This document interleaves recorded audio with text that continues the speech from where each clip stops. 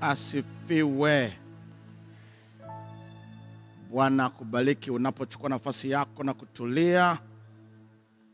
Bwana kubariki sana katika kituo chako unapoendelea kwa neema ya Mungu kupokea ujumbe kutoka katika kanisa la Kizingo SDA Church. Kwa niaba ya Hope Channel Kenya, Mungu akubariki mahali ulipo unapoendelea kututazama katika mtandao wa kijamii, katika runinga yako. Bwana akubariki sana, maana katika siku ya leo anakwenda kuzungumza nawe kama ambavyo amekuwa akifanya siku zote. Na neema ya Bwana ikuangazie uso wake katika siku hii ya leo. Leo tunapiga hatua muhimu sana katika mahubiri haya. Leo kama yanavyonena maandiko matakatifu, tunakwenda kushughulika na mwakilishi wa Yesu Kristo aliyetumwa kutoka mbinguni kuja duniani.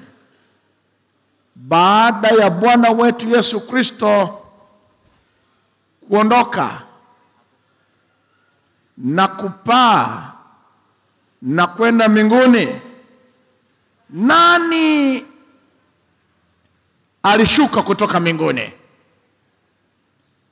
Na kama alishuka, alikuja kufanya nini? Wako wengi leo wana madai, na wengine wana vyeo vikubwa, na wengine ni wasaidizi wa Yesu, makaimu. Lakini ni nani hasa kwa mujibu wa maandiko matakatifu mwenye haki? Kwa leo kupitia maandiko matakatifu, Yesu anamtambulisha rasmi mrithi wake atakayeendeleza kazi baada ya yeye kurudi mbinguni. Jambo kubwa muhimu kabisa katika Yohana 14 na fungu lile la 18. 14 Yohana na fungu la 18. Maandiko yanasema, sitawaacha yatima, naja kwenu. Anasema anakwenda, lakini anakuja. Sitawaacha yatima, naja kwenu. Angalia muundo wa maandiko ya Biblia. Sitawaacha yatima, naja kwenu. Ina maana anakwenda, lakini atakuwa nasi. Na atakuwa nasi kwa mfumo mpya. Katika Yohana 14 na fungu la 16, neno la Mungu linasema, nami nitamwomba Baba, naye atawapa msaidizi mwingine, ili akae nanyi hata milele. Kwa hiyo kama kuna makaimu wa Yesu wanaosema alienda na wao wamekuja kukaimu kazi yake, huyu aliyetumwa, anayekuja rasmi, atakaa na sisi milele. Kwa hiyo maandiko yanakuondolea mashaka. Kwa kama kuna wakina Yesu wengine ambao wametokea na wanasema sisi ndio tunamwakilisha, huyu aliyetumwa anakaa na sisi milele.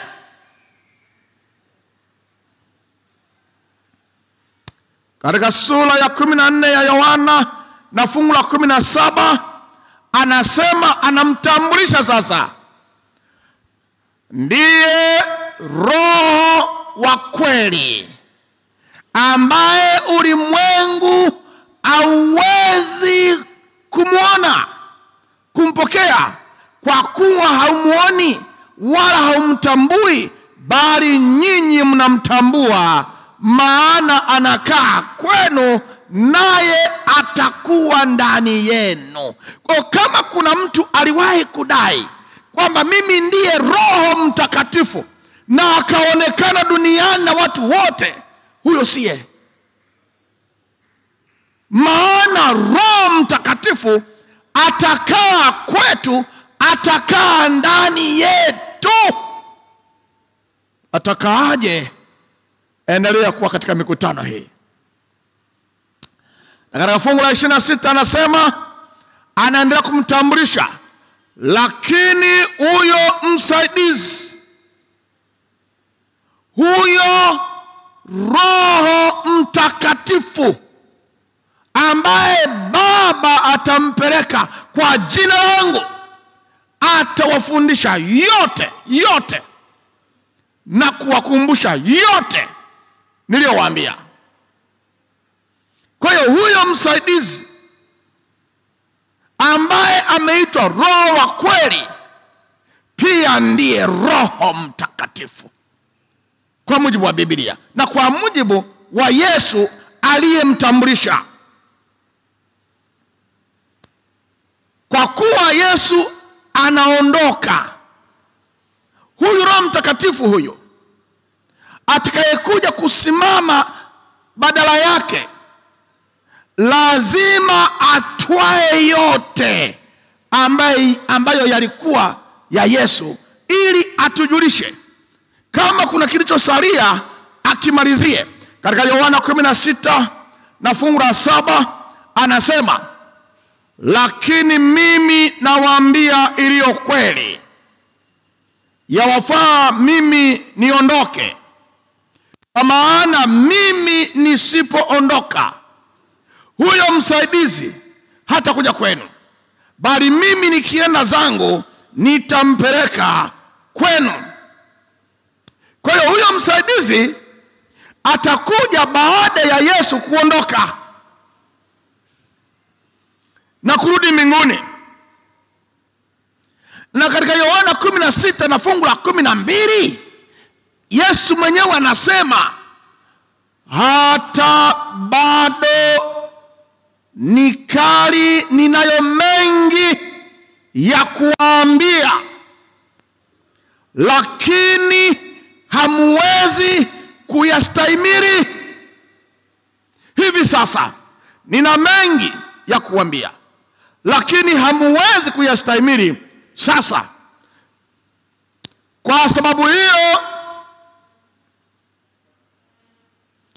katika Yohana 16:13 anasema, lakini yeye atakapokuja, huyo Roho wa kweli, atawaongoza awatie kwenye kweli yote, kwa maana hata nena kwa shauri lake mwenyewe, lakini yote atakayosikia atayanena, na mambo yajayo atawapasha habari. Kwa kuwa mkutano huu unalenga wakati wa sasa, mkutano hakumaliza kuyasema, maana waliokuwepo hawakustahili. Roho Mtakatifu atatujulisha yaliyopita na atafunua yajayo na yaliyopo. Na ndio maana nilikuwa nasoma siku moja kitabu kimoja cha dini, kikamuita kiongozi wake ni Roho Mtakatifu, kwamba huyu ndiye Roho Mtakatifu. Alafu wakaniambia miaka aliyoishi na muda aliyokufa. Nikajua hawa wanahitaji elimu wanahitaji elimu ya maandiko, na mkutano huu umekusudia kuwapa elimu ya maandiko. Anasema Roho Mtakatifu, Roho wa kweli, msaidizi, atakaa na sisi milele, atakufa na hatutamuona kwa macho, atakaa ndani yetu. Sasa huyu anaitwa Roho Mtakatifu. Yule mwingine sasa niliyemsoma kwenye kitabu fulani, huyu alioa akazaa, huyo sio mwenyewe. Lakini kitabu hicho kikanisaidia.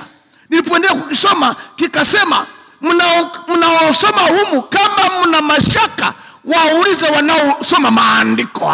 Nikasema sawa, wamefumbuliwa njia iko wazi. Maandiko yanasema Roho Mtakatifu atatutia kwenye kweli yote na atakaa na sisi hata milele. Roho Mtakatifu. Na kazi kubwa ya Roho Mtakatifu, taarifa ya mambo aliyosikia kwa mwana wa Mungu. Amesikia nini? Atatuletea taarifa. Roho Mtakatifu atatoa taarifa ya unabii na mambo yajayo yatakavyotendeka. Roho Mtakatifu. Roho Mtakatifu atatoa taarifa ya mwenendo wa mchakato wa zoezi la kutuimarisha katika kweli yote, kando ya hukumu, haki na dhambi, kazi za muda mrefu. Lakini hizi ni special kwa ajili ya kutuandaa kwa wakati ambao ni muhimu mno kwa kila mtu, na atafanya hivyo kwa njia ya kuwavuvia watu katika vizazi vyote. Yesu anasema hiyo ilikuwa ni kazi yake, lakini kwa kuwa anaondoka, basi Roho Mtakatifu atamwakilisha kwa kufanya yote yaliyokuwa yameamriwa tokea milele.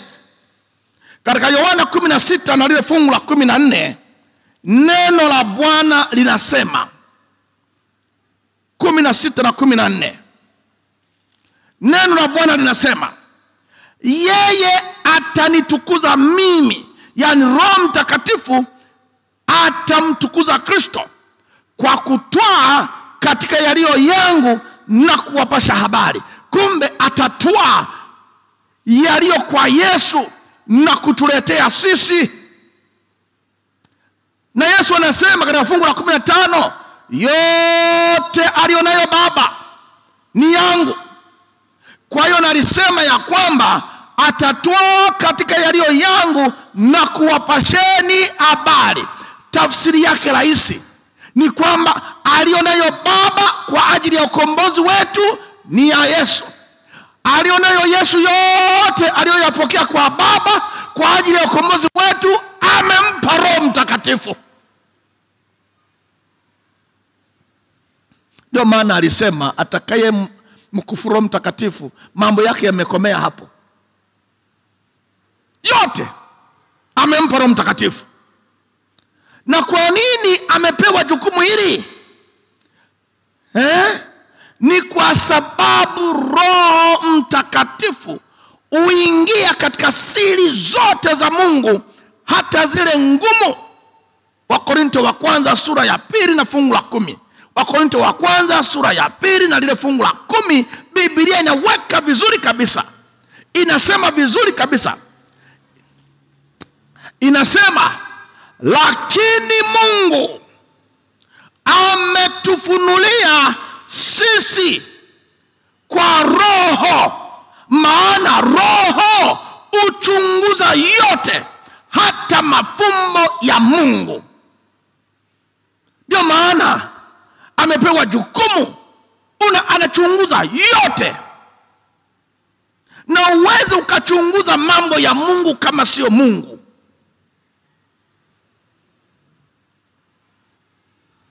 Uwezi.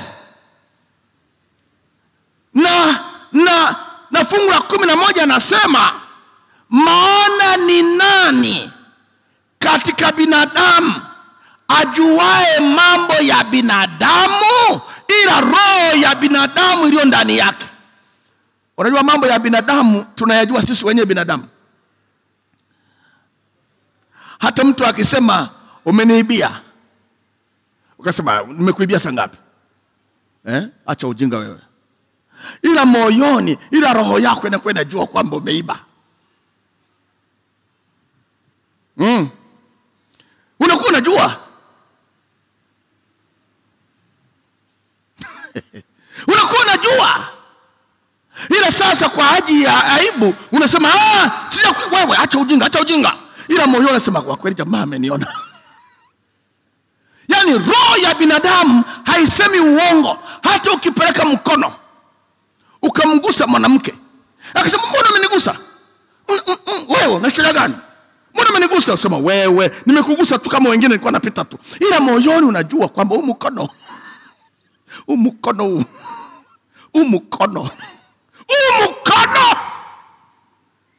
unajua. Kwa binadamu anajua mambo ya nafsi yake.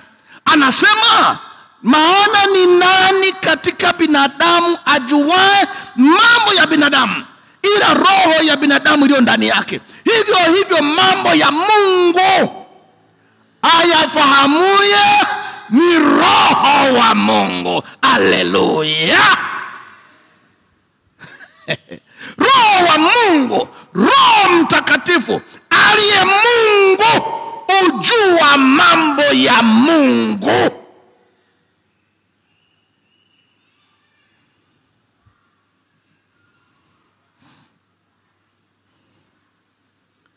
Kwa hiyo siri zote za majira, za nyakati zinazohusu ukombozi wetu anazifahamu vizuri.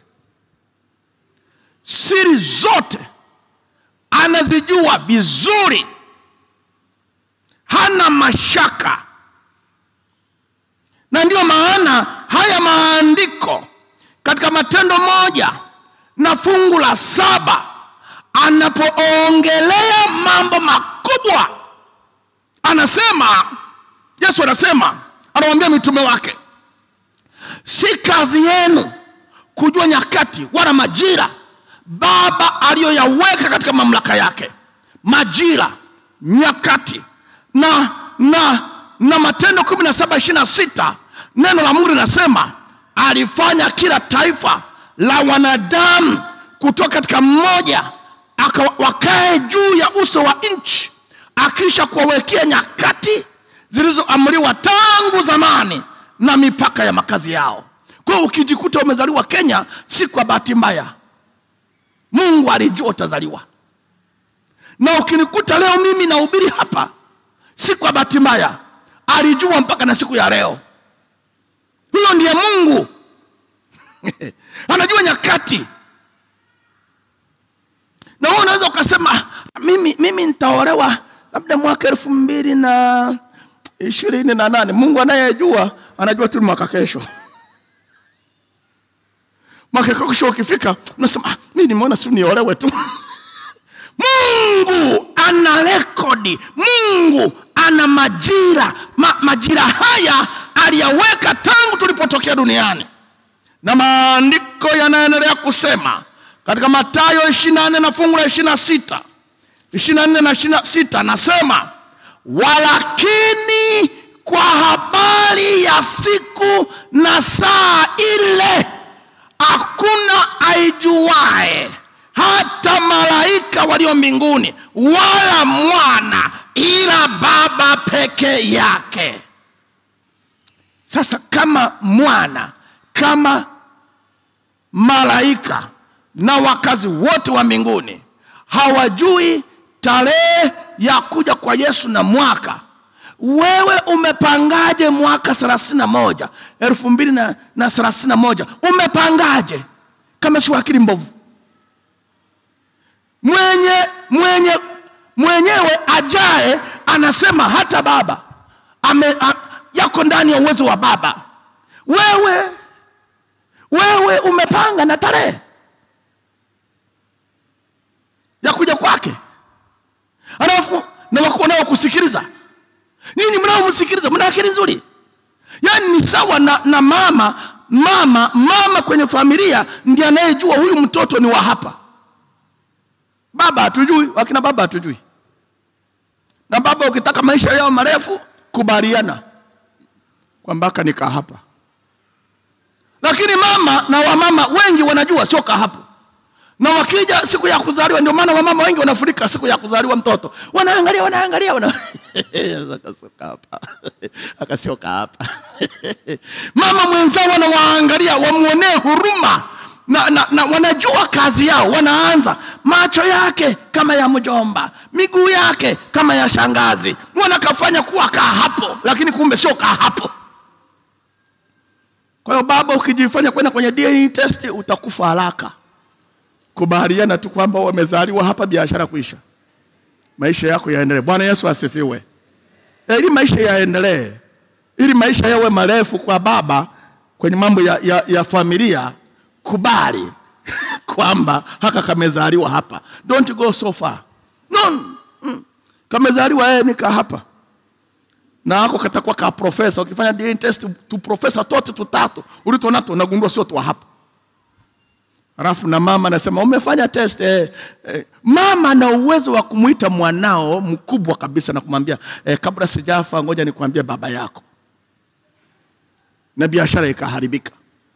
Sasa anayejua mambo ya mbinguni ametueleza hakuna ajuae siku wala saa ya kuja kwa mwana wa Adamu.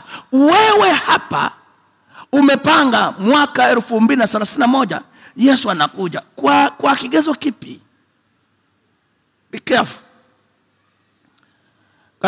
Katika Mathayo 20 na fungu la 23 anasema, akawaambia hakika, anawaambia mama alileta watoto wawili, mmoja kushoto mmoja kulia.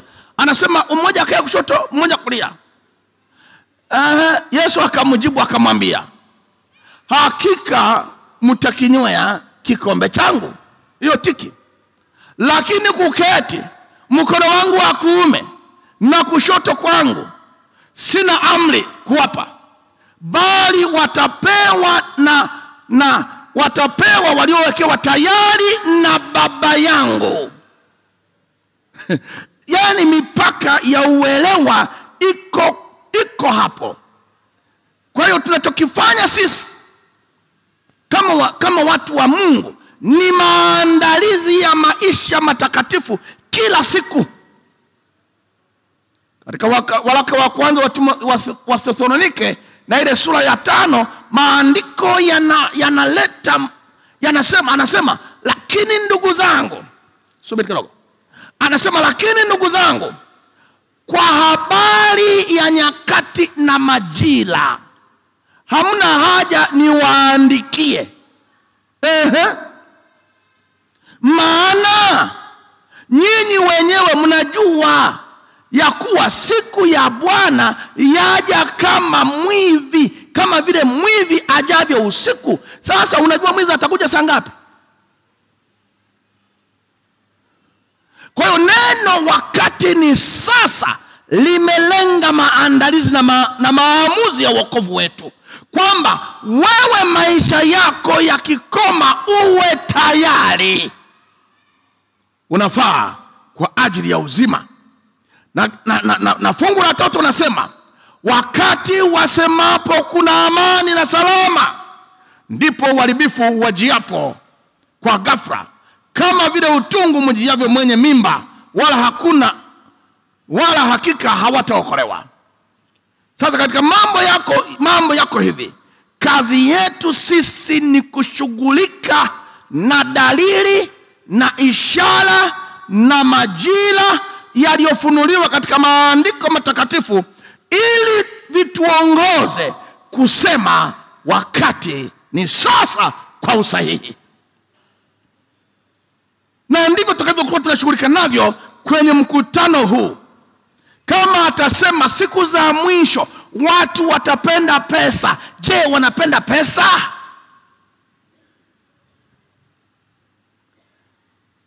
Kwa hiyo tunashughulika na yaliyofunuliwa, na kwa namna tunavyokwenda Sasa tupo tayari kuanza kujifunza mtiririko wa yaliyofunuliwa na namna yalivyofunuliwa katika maandiko matakatifu, yakionyesha wakati ni sasa. Litakuwa ni jukumu la Roho Mtakatifu kutujulisha wakati wa sasa tulio nao ujao, na kutusaidia kufanya maamuzi sahihi na thabiti. Na katika historia nzima ya kanisa la Mungu tokea zamani, Roho Mtakatifu ndiye amebeba jukumu la kutekeleza yote aliyoyasikia toka kwa Yesu. Ukitaka kujua, nenda Mwanzo, nenda kitabu chako cha Mwanzo na ile sura ya 6. Nenda kitabu chako cha Mwanzo na ile sura ya 6, ikusaidie kujua wakati wa gharika nini kilitokea. Anasema, ndiyo maana, angalia ilivyoandikwa katika Mwanzo ile sura ya 3 na fungu la 6. Bwana akasema, Mwanzo 6 fungu la 3, Bwana akasema, roho yangu haitashindana na mwanadamu milele, kwa maana yeye ni mnyama, basi siku zake itakuwa 120. Kwa maneno mengine, wakati dhambi zimeongezeka, Roho Mtakatifu mwenye jukumu la mafunuo alifika wakati akasema, imetosha. Imetosha. Kwa hiyo kikao cha mbinguni kikakaa Baba, Mwana, Roho Mtakatifu na kufanya maazimio.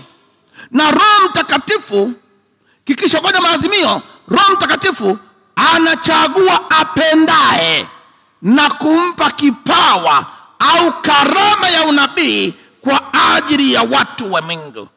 Ndivyo tunasoma katika Wakorintho wa kwanza sura ya 12 na fungu la 7.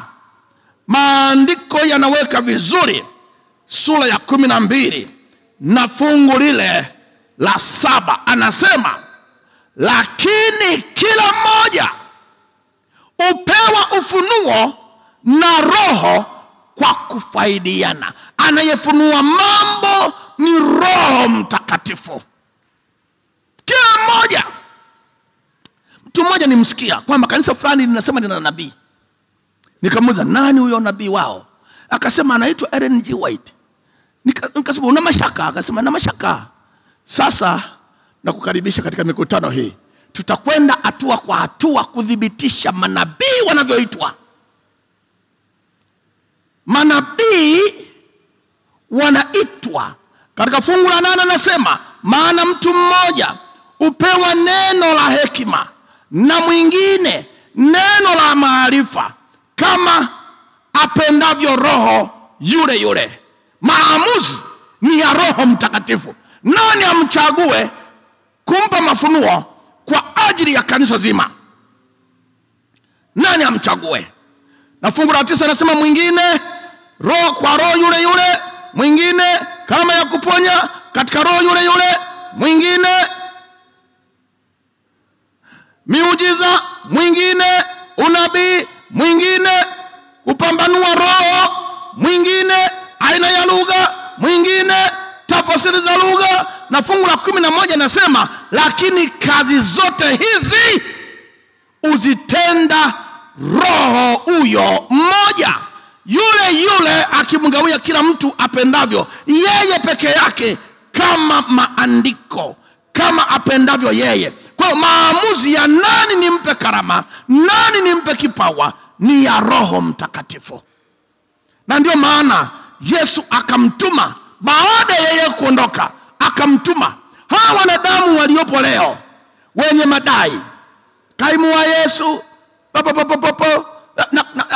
hawa wakutumwa, nenda mkawaulize vizuri.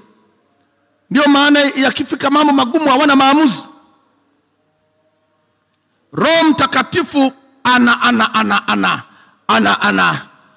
anasema maamuzi ya vikao vya mbinguni, anavileta kwa wanadamu.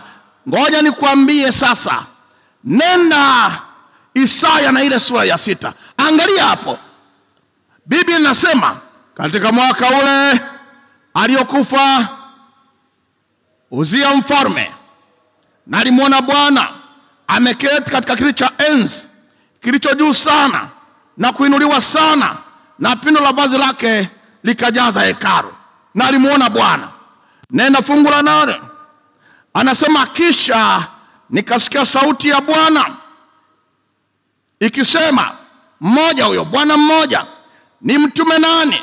Mungu mmoja huyo, naye ni nani atakayekwenda kwa ajili yetu?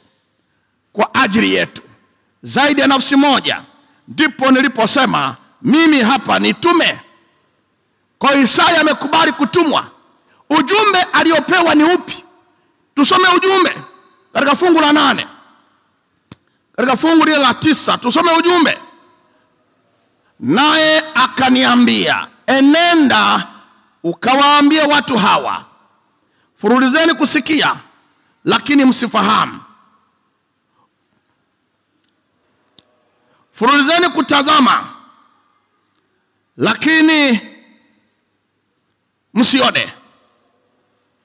Fungu la 10, unaonesheni moyo wa watu hawa, ukayatie uzito masikio yao, ukayafumbue macho yao, wasije wakaona kwa macho yao na kusikia kwa masikio yao na kufahamu kwa mioyo yao na kurejea. Huo ndio ujumbe. Sasa ni mtume nani? Nani atakayekwenda kwa ajili yetu? Hapa kuna Baba, kuna Mwana, kuna Roho Mtakatifu. Kikao kimemaliza na Isaya yuko tayari. Nani sasa kwa asili alete ujumbe kwa Isaya? Nani alete ujumbe huo kwa Isaya? Nenda Matendo ya Mitume sura ya 28. Tutaanza na fungu la 25. Tuone ujumbe huu mgumu nani aliuleta kwa Isaya, ili Isaya aupeleke kwa watu. Soma Biblia yako. Katika fungu la 25 anasema, na walipokuwa hawapatani wao kwa wao, wakaenda zao. Paulo alipokwisha kusema neno hili moja, ya kwamba Roho Mtakatifu alinena vyema na baba zetu kwa kinywa cha nabii Isaya 26, akisema, enenda kwa watu hawa ukawaambie, kusikia mtasikia wala hamtafahamu, kuona mtaona wala hamtatambua, kwa maana mioyo ya watu hawa imepumbaa na masikio yao ni mazito kusikia na macho yao yamefumbwa, wasije wakaona kwa macho yao na kusikia kwa masikio yao na kufahamu kwa mioyo yao na kubadili nia zao nikawaponya. Sasa ningekuuliza kaswali, haya maneno ndio yalizungumzwa kwa Isaya siku ile. Bwana akasema, kwa hiyo yale maneno ambayo Isaya aliambiwa, aliyeyaleta kwake ni Roho Mtakatifu, na amekuwa akifanya kazi hiyo. Na ndiyo maana basi Petro anakuja kwa hitimisho katika Petro kitabu cha 2 sura ya 1 na fungu la 20. Anasema, mkijua neno hili kwanza, ya kwamba hakuna unabii katika maandiko upatao kufasiriwa kama apendavyo mtu fulani tu, maana unabii haukuletwa popote kwa mapenzi ya mwanadamu, bali wanadamu walienena yaliyotoka kwa Mungu wakiongozwa na Roho Mtakatifu. Haleluya. Kwa kama ulikuwa una mashaka, umetembea na mashaka ya muda mrefu juu ya Roho Mtakatifu, ujue ulikuwa unajiweka kwenye engo ya kutokuokolewa. Roho Mtakatifu ndiye custodian Baba, Mwana, Roho Mtakatifu, kikao kikimalizika na wakatoa maazimio mtakatifu tokea milele. Mariamu, usihangaike. Roho Mtakatifu atakujilia juu yako, na uweza wa Mwenyezi utakufunika kama kivuli. Na kitakachozaliwa, maana sayansi, mimi ni malaika, sayansi hiyo sijui, kitakachoendea sikijui, ila najua kitakachozaliwa kitaitwa kitakatifu, mwana wa Mungu. Kwa hiyo Roho Mtakatifu ndiye custodian wa kubeba mambo makubwa ya mbingu na mafumbo makubwa na kuyafanya kwa mepesi kwa binadamu. Na ndio maana katika Biblia hii, katika Ufunuo 1 na fungu la 10, unapoanza kumwangalia Yohana anavyopokea mafunuo, katika Yohana 1 na fungu la 10 anasema, nalikuwa katika Roho siku ya Bwana, nikasikia sauti nyuma yangu kama sauti ya baragumu. Nalikuwa katika Roho siku ya Bwana, ili Yohana apokee mafunuo na atuandikie kitabu cha ufunuo cha mambo yajayo. Lazima aongozwe na Roho Mtakatifu. Ndio maana maandiko yako clear kabisa, na anasema, sauti ikasema, hayo uyaonayo yaandike katika chuo, uyapeleke kwa makanisa 7: Efeso, Simna, Pergamo, Thiatira, Sardi, Filadelfia na Laodikia. Peleka ujumbe huo. Kwa mafunuo haya unayoyaona kwa asili, haya ambayo Roho Mtakatifu anayaleta sasa kwetu kwa asili, yanatoka kwa Yesu. Angalia Ufunuo 1:1. Anasema ufunuo wa Yesu Kristo aliopewa na Mungu. Angalia, Mungu Yesu Kristo. Kwa hiyo awaonyeshe watumwa wake mambo ambayo hayana budi kuwako upesi, naye akayatuma kwa mkono wa malaika kumwonyesha mtumwa wake Yohana. Kwa hiyo ni Mungu ndiye ameleta kila alichokuwa nacho, na Yesu ameshasema, alicho nacho Baba ni changu, alicho nacho Baba ni changu, na Baba amekileta sasa, amempa Yesu, na Yesu amekipeleka ili tukipokee. Na sasa Yohana, ikiwa anataka kupokea mafunuo hayo, lazima Roho Mtakatifu ndiye awe media.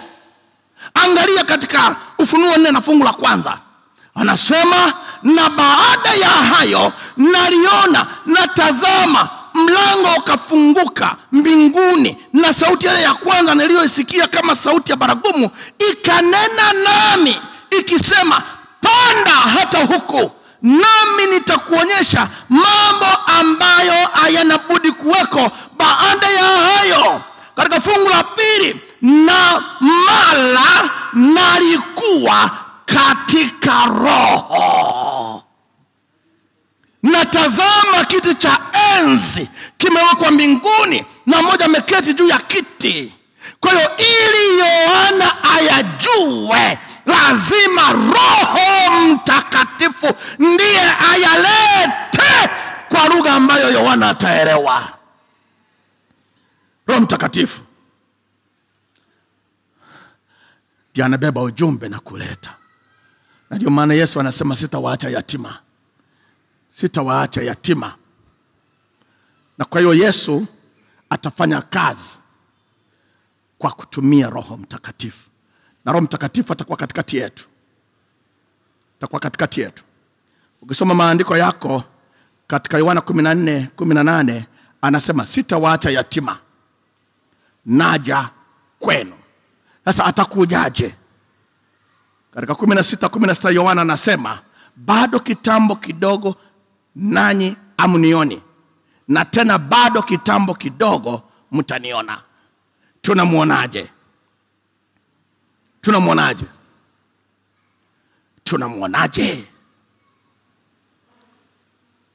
tutamuona kwa sababu Yesu atafanya kazi sasa kwa njia ya Roho Mtakatifu. Roho Mtakatifu atabeba.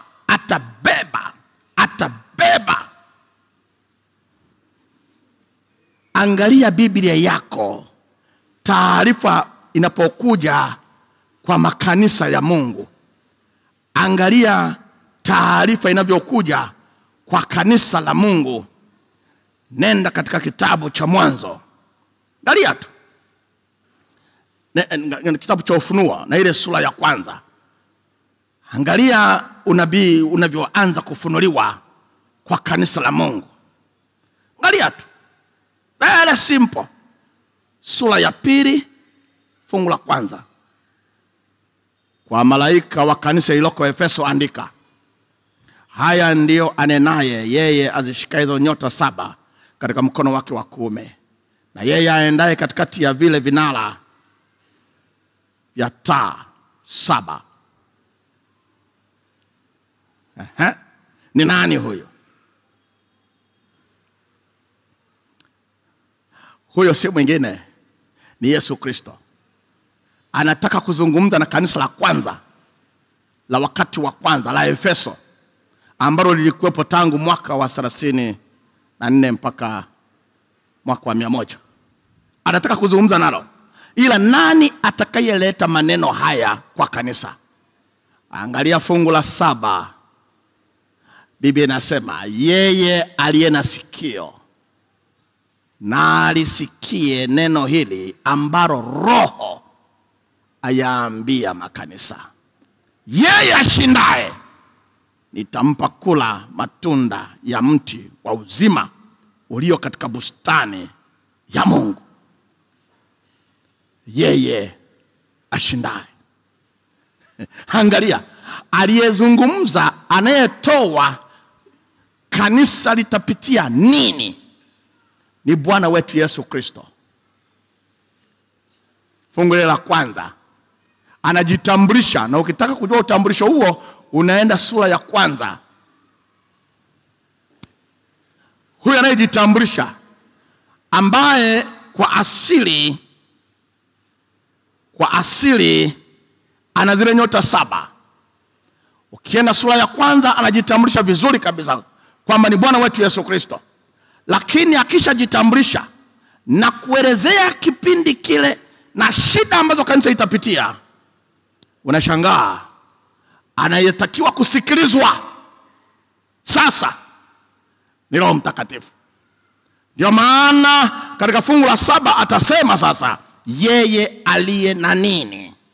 Mahali ulipo sika sikio lako. Yeye aliye na nini? Na sikio. Alisikia neno hili ambalo Roho ayaambia makanisa. Yeye ashindaye nitampa kula matunda ya mti wa uzima ulio katika bustani ya Mungu. Kwa maneno mengine, nataka utambue ya kwamba Bwana wetu Yesu Kristo akishamaliza kuonyesha historia na kile ambacho kanisa lake litapitia, kama tunavyosoma kwenye maandiko, akishamaliza kueleza, Roho Mtakatifu anachukua jukumu lake. Anachagua kama kuna nabii, anamuinua ayapeleke kwa wakati huo kwa watu wa Mungu, wajiandae kusimama kwenye pambano. Ndiyo kazi yake. Yesu amemaliza, ameleza historia, alafu Roho Mtakatifu analibeba lile jukumu kulipeleka, na mchagua ambaye mbingu zilimchagua tokea awali anampatia ujumbe au peleke. Mungu akusaidie, Mungu akubariki unapoenda ukata shauri mahali ulipo kumtambua Roho Mtakatifu na kazi zake. Bwana akubariki.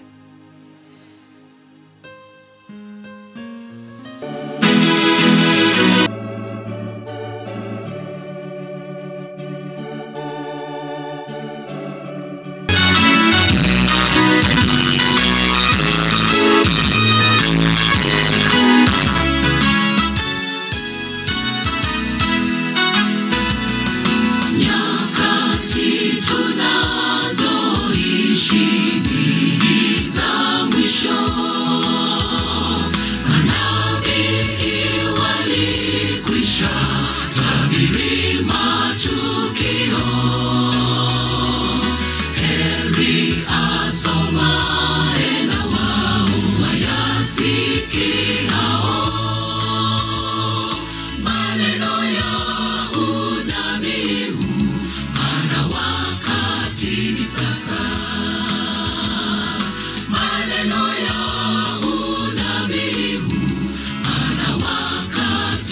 sasa.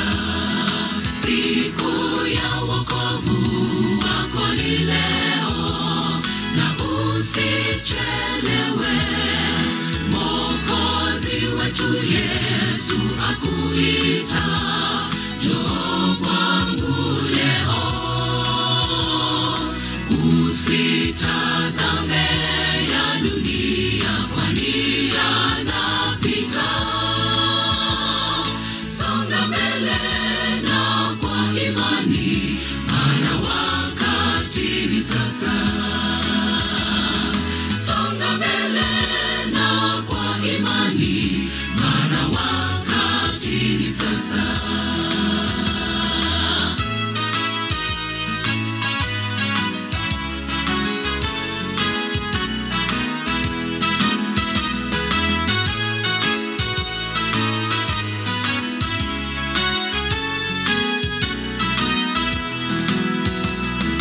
Yesu Kristo aliahidi atarejea. Makao ameandaa mbinguni kwa washindi. Maovu, shida za dunia yote yatakwisha.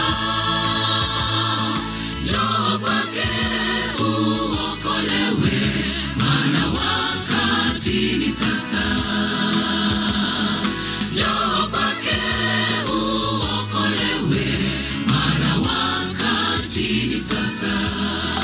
Siku ya wokovu wako ni leo, na usichelewe.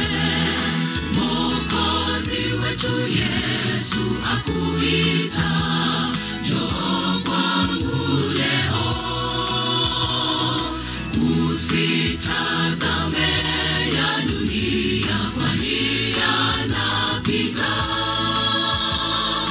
Songa mbele na kwa imani, maana wakati ni sasa. Songa mbele na kwa imani, maana wakati ni sasa. Usichelewe. Songa mbele na kwa imani, maana wakati ni sasa.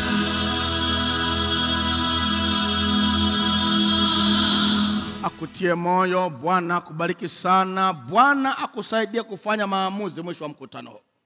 Na mahali ulipo katika, unapoendelea kutusikiliza, unapoendelea kutazama katika kituo ambacho hupo, na yule kiongozi wa kituo anapoendelea kutoa wito, endelea kusimama na kujitoa. Katika mkutano huu hapa tulipo Kizingo, unaposikia sauti ya Bwana, waweza kusimama pamoja nami na kusema asante Mungu kwa kumtuma Roho Mtakatifu. Tunafanya maamuzi tukiwa na akili timamu. Asante Mungu kwa kumtuma Roho Mtakatifu. Baba, tunakushukuru kwa ajili ya mkutano huu, kwa ajili ya watu wako, kwa ajili ya wakati huu ambapo watu maelfu wanazidi kufanya maamuzi. Si hapa tu, na popote ambapo ujumbe huu unafika katika vituo mahalia. Endelea kubariki watu wako, endelea kubariki makutano wote wanaokutana, wale walio katika vituo hivyo. Tutakapotoka hewani, Bwana, endelea viongozi wa vituo kutoa wito, maana watu wa Mungu wanapofunuliwa wanataka kumfuata Yesu kama Bwana Mwokozi wao. Tumeomba hivi kwa imani katika jina la Bwana wetu Yesu Kristo. Amina. Amen, amen, amen. Natumai unazidi kubarikiwa sana. Karo, unahisi vipi wakati ambapo mahubiri yanaendelea? Unajihisi vipi? Kwa kweli nahisi ya kwamba ninazidi kubarikiwa, nazidi kufunuliwa, na pia fikra zangu zinapata upana. Unajua sometimes tunakuwa limited, but then again ukipata mtu ambaye anakuongoza katika njia ya kiroho, unakuta kwamba akili yako pia inazidi kupanuka kimipaka. Bila shaka. Nami kabla sijafungwa namuona ndugu yangu Lastborn. Hebu Lastborn njoo. Itabidi huyu Lastborn njoo. Lastborn itabidi tu aje. Tembea tu hapa. Huyu Lastborn. He's the baby of the house, of the choir bila shaka. He's our Lastborn. Karibu sana Lastborn. Simama hapa katikati hapa. Lastborn ni ndugu yangu, nampenda sana na ni mwana CCC. Lastborn, nikuulize tu maswali mawili tu, unajihisi namna gani na unajiona wapi pengine mkutano huu ukiendelea ama ukifika tamati? Bila shaka mkutano ni mzuri sana, najihisi mwenye furaha tele kubarikiwa na chakula cha kiroho ambao tumelishwa na jioni ya leo na mchungaji wetu, na najiona muda umeenda na wakati umefika turudi kwake Yesu Kristo. Simseme amen kwa bidii jamani. Wakati umeisha na turudi kwake Yesu Kristo, si ndio? Basi Lastborn, tulia tu hapa, hata usiogope.